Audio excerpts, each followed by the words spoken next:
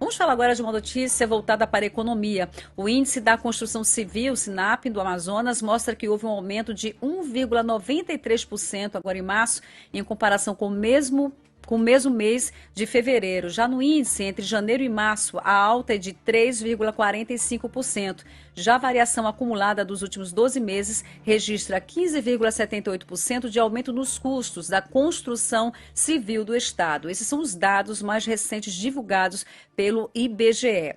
E aí nós estamos falando sobre esse assunto porque é algo preocupante quando se fala que tem um aumento em material de construção civil, logo pensamos, será que vai ter uma redução, né, de pessoas que vão ser contratadas para trabalhar nessa área que é tão importante e tem tanta gente qualificada, não é verdade? Então sobre isso nós vamos conversar por telefone com o presidente do Sindicato da Indústria da Construção Civil do Amazonas, Sinduscon da Amazônia, o Frank Souza.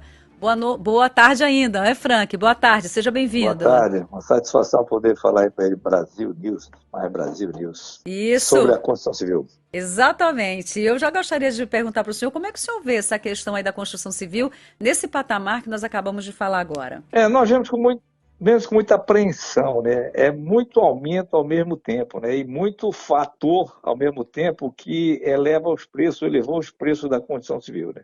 Nós tivemos a pandemia em 2021, 2020, que os preços subiram, alguns materiais básicos, mais de 100%, que nem o caso do aço.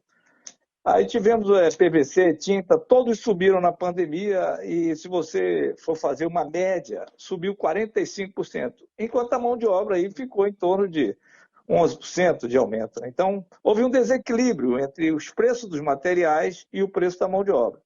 Agora, o que preocupa mais ainda é que quando você vem para uma estabilização, já no ano de 2022, né, você se depara com novos aumentos com a guerra da Rússia e Ucrânia, que afetou de novo o valor do aço. Nós temos aí uma perspectiva de aumento de 25% do valor do aço.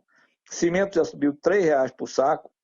Então, são insumos básicos na construção civil e que nós estamos nesse conjunto muito preocupados, porque há um desequilíbrio entre os valores que são eleitos pelo governo federal para o Casa Verde e Amarela, que é o maior tipo de construção que tem no estado do Amazonas, e a execução dessas habitações, né? Então, a gente tem uma apreensão em relação a reequilibrar esses contratos para poder não haver demissões nesse setor Isso que eu lhe e perguntar novas agora. contratações. Deixa eu lhe perguntar agora exatamente sobre isso, porque assim, olha, quando eu falo, olha, viu, Frank, que nós estamos também na web e estamos direto aqui também pelo prefixo 95.1. Mas quando o senhor Certo. fala nessa questão do aumento, né, desses ajustes, né, de materiais aí que são utilizados na construção civil, então aí eu penso assim, olha, nesse caso aí pode sim acontecer uma redução na mão de obra, né?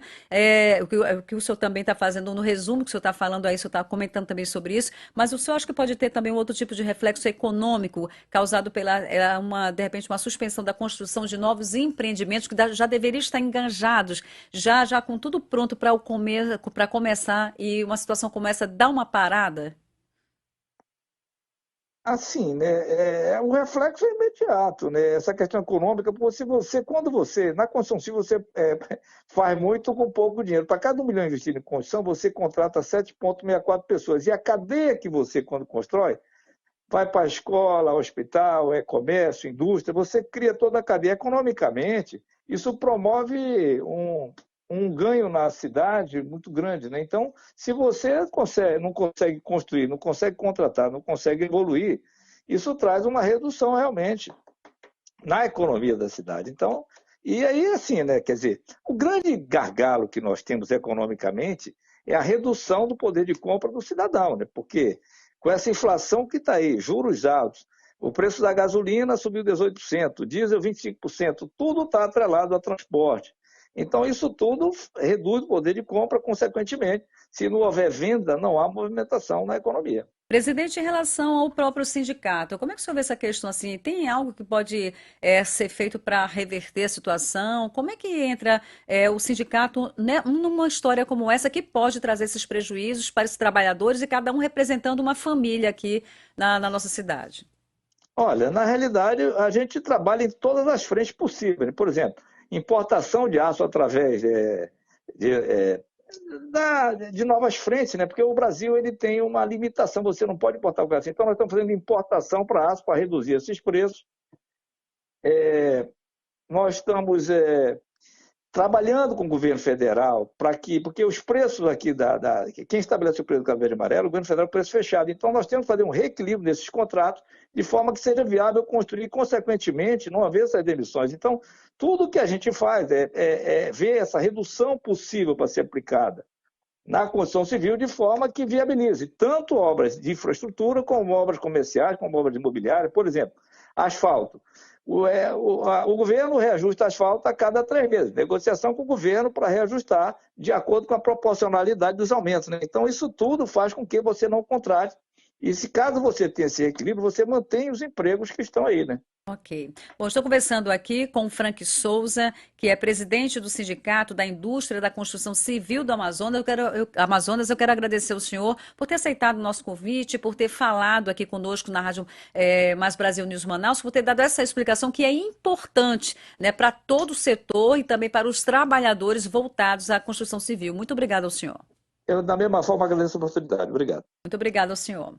Até logo. Até logo. Vamos lá para um outro momento. Vamos